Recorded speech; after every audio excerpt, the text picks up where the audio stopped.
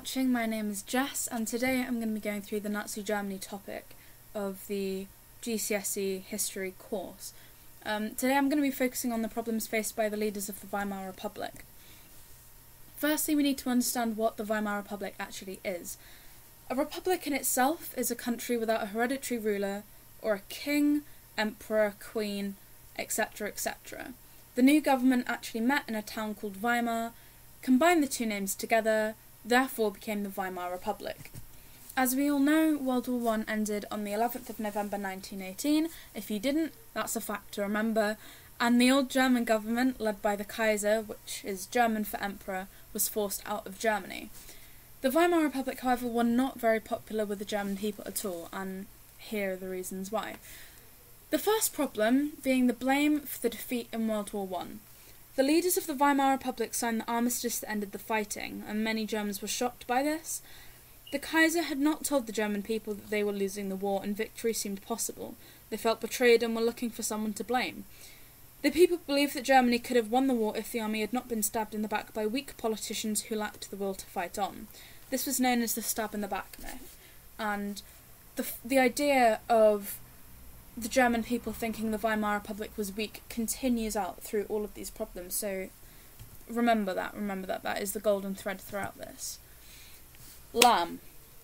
Now, Easter's just gone, and I'm sure you're thinking, I had that for lunch. Now, in this case, lamb is an amazing way of remembering the Treaty of Versailles.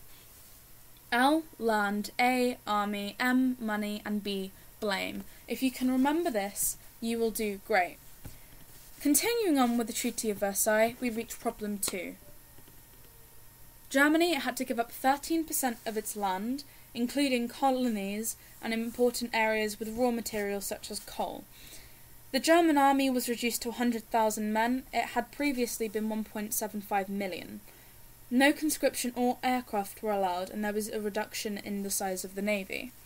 Germany had to pay a huge sum of money, 6.6 billion in fact, and reparations to countries such as France and Belgium, which had been devastated by trench warfare.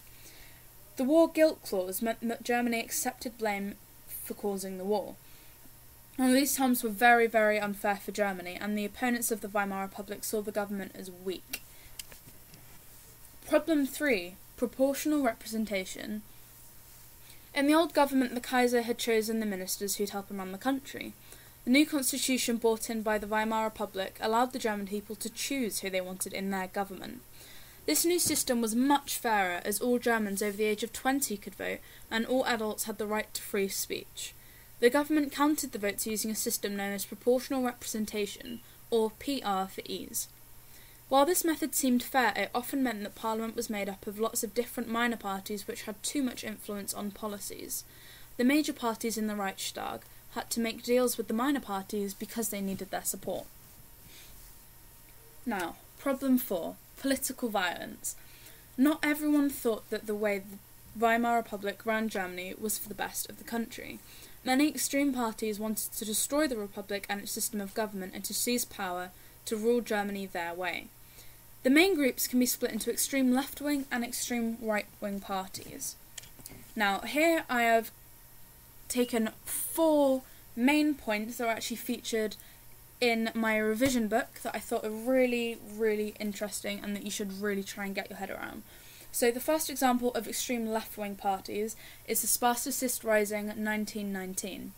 This was a group of communists, and they all wanted a revolution in Germany because they didn't like the way it was being run. The government ordered the Freikorps and the army to crush them. Well, crush them being get rid of them, make sure they don't exist anymore. Leaders of the Spartacist Rising were executed for their part in the uprising. The second example of an extreme left-wing party was the Red Rising in 1920. Communist army, 50,000 workers, occupied the Ruhr. The army and the Freikorps crushed them, totalling in a loss of around 1,000 communists. Extreme right-wing parties, the Kapp push in 1920. The leader of the Freikorps, Wolfgang Kapp, a very important name to remember, attempted to seize power using the Freikorps. Workers went on general strike to protest and stop the uprising. The Munich Putsch, excuse the pronunciation, 1923. Adolf Hitler's Nazi Party, of around 50,000 members and their own private army, the SA, wanted to seize power. Their plan was to take over the government and set up a new one in Munich. Poor planning meant it failed, and Hitler and all the other Nazi leaders were arrested and sent to prison.